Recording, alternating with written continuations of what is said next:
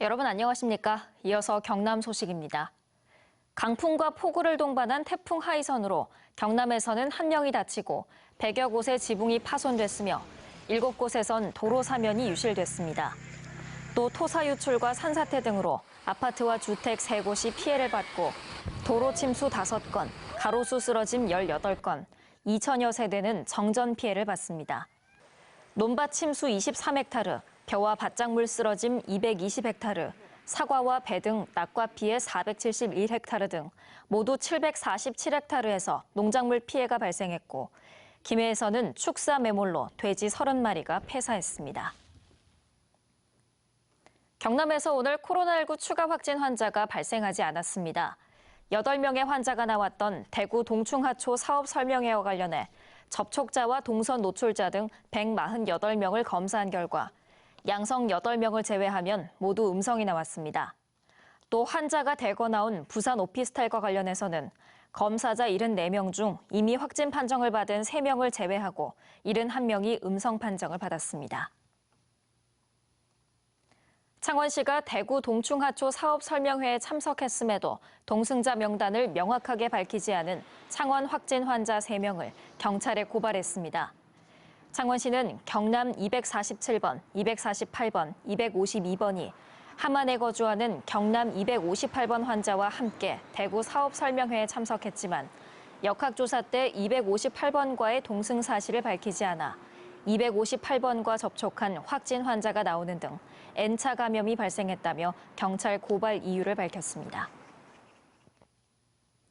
경남경찰청은 감염병 예방법 위반과 관련해 전체 35건, 42명 가운데 20명은 검찰에 기소 의견으로 넘기고 나머지 22명을 수사하고 있다고 밝혔습니다.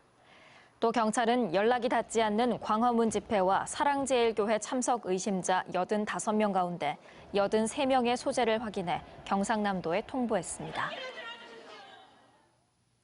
경남의 사회적 거리두기 기간이 2단계 기간이 연장되면서 경남교육청이 당초 11일까지 예정된 도내 유치원과 초중학교의 3분의 1 제한 등교 운영 방침을 오는 20일까지로 연장하기로 했습니다.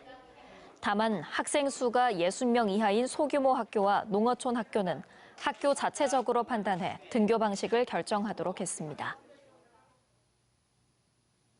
경상남도가 오늘부터 생후 6개월 이후 유아에서부터 만 18세 청소년, 임신부, 만 62세 이상 어르신들을 대상으로 인플루엔자 무료 예방접종을 실시합니다.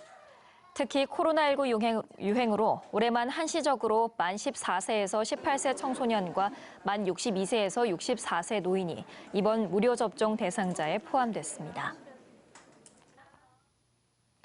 106년 전 하동의 전경을 담은 사진이 발견됐습니다. 옛 하동부의 객사인 하남관과 하동 향교, 민가를 비롯한 하동의 옛 모습을 고스란히 담은 이 사진은 1914년에 촬영한 것으로 하동군청 김회룡 담당계장이 국립중앙박물관의 일제강점기 사진을 검색하다가 발견했습니다. 거창 지역에서 난 농산물로 제품을 생산하는 주식회사 꽃다움이 경상남도의 일자리 창출형 예비 사회적 기업으로 지정됐습니다. 꽃다움은 밀가루 대신 쌀가루를 사용하고 거창 사과 페이스트를 넣어 만든 거창 사과 꿀빵과 쌀 식빵을 주력 상품으로 해 향토 제품 개발과 일자리 창출 사업을 이어가고 있습니다.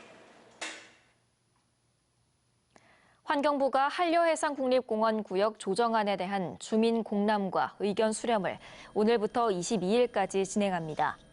또 오는 23일 통영시민문화회관과 남해실내체육관에서 통영구역 조정안에 대한 주민 설명회와 공청회를 열 예정입니다.